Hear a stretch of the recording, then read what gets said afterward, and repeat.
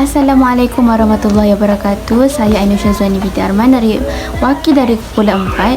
Hari ini kami akan menceritakan tentang satu permainan tradisional yang sangat terkenal pada satu ketika dahulu.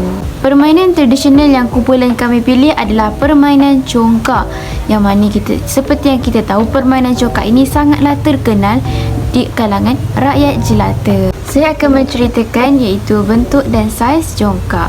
Pada masa dahulu, permainan congkak ini bukanlah digunakan di dalam papan.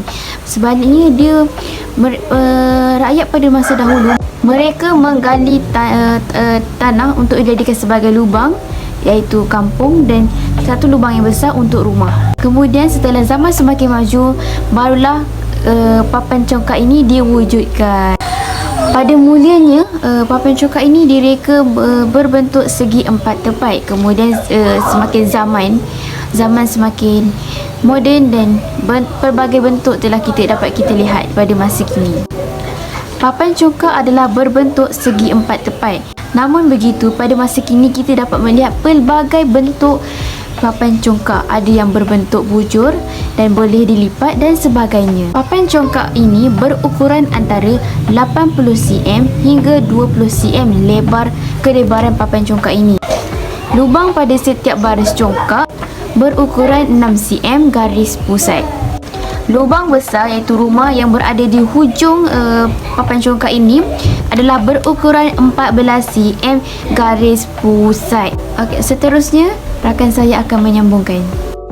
Assalamualaikum warahmatullahi wabarakatuh. Saya Siti Khadijah binti Julimi dari kelas 2B.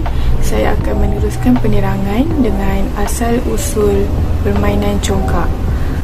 Permainan congkak ini dipercayai berasal dari negara Afrika atau negara Arab.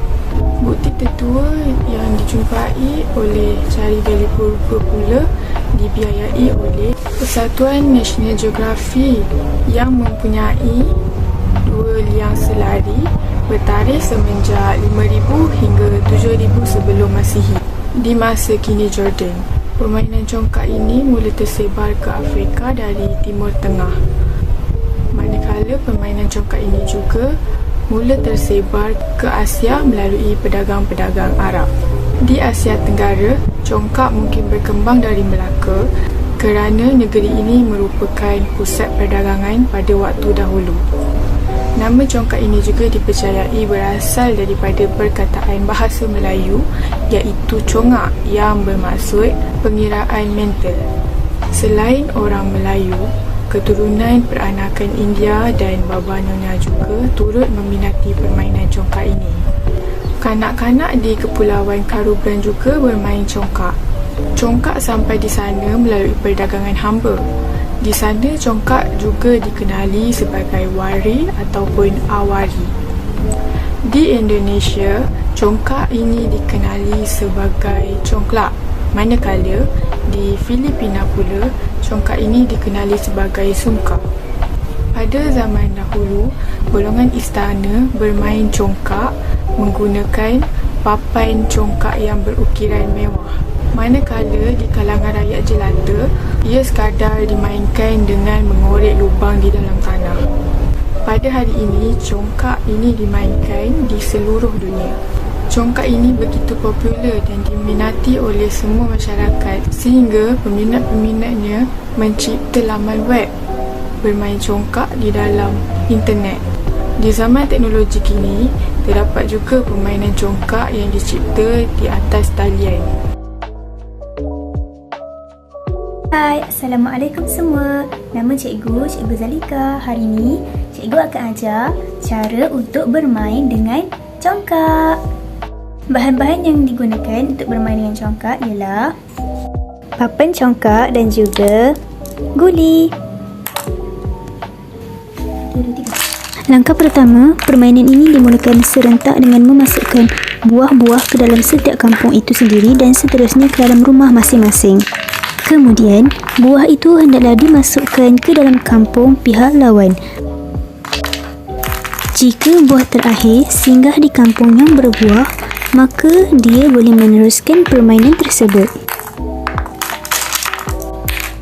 Jika dia singgah di kampung lawan yang tidak ada buah, dia dikira mati. Dan pihak lawan akan menyambung permainan dengan mengisi buah di setiap kampung.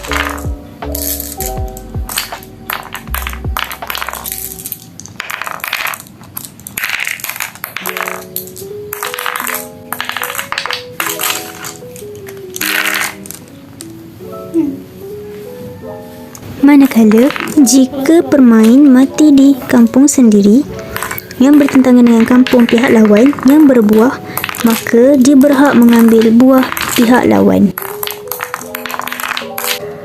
Jika dia mati di kampungnya sendiri setelah melalui kampung lawan dan didapati kampung lawan tidak ada buah, maka dia mati dalam kerugian. Pada akhir permainan, buah hanya tinggal beberapa biji di setiap kampung mereka. Mereka dikehendaki berjalan menuju ke rumah masing-masing, dan jika salah seorang daripada mereka kehabisan buah, mereka dikira kerugian ataupun kalah. Kemudian, setiap pemain akan menyusun semula bilangan guli yang terdapat di dalam rumah masing-masing untuk mengira bilangan guli yang mereka perolehi. Seterusnya, sekiranya bilangan buah yang diperolehi tidak mencukupi, maka kampung mereka akan kosong. Seterusnya ialah perkaitan perkembangan permainan dalam perkembangan jeris. Yang pertama ialah perkaitan dari segi perkembangan jasmani. Kemahiran yang terlibat dari segi jasmani ialah kemahiran otot-otot tangan. Apabila kanak-kanak dapat menggerakkan tangan mereka ketika mengambil guli dan mengalihkan guli tersebut ke dalam lubang congkak. Perkembangan jeris yang seterusnya ialah dari segi emosi. Kerana jika sebelum bermain kanak-kanak merasa bosan, marah dan sebagainya, namun ketika bermain kanak-kanak akan mula berasa gembira, teruja dan sebagainya. Mereka akan lebih gembira. Seterusnya, perkembangan jenis yang terlibat dari permainan congkak ini ialah perkembangan rohani. Kemahiran yang terlibat dari segi rohani ini ialah apabila pemainan congkak dapat melatih kanak-kanak untuk menjadi lebih bersabar dan lebih fokus terhadap sesuatu perkara yang ingin mereka lakukan.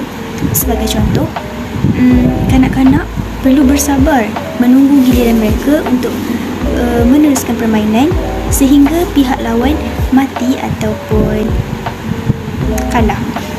Manakala begitu juga dengan pihak lawan, mereka perlu menanti dengan sabar sementara kanak-kanak lain bermain untuk menanti giliran mereka.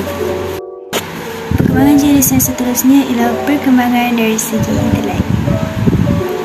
Kemahiran intelek yang dimaksudkan dalam permainan congkak ini ialah kanak-kanak akan mendapat pelbagai pengetahuan dan kemahiran.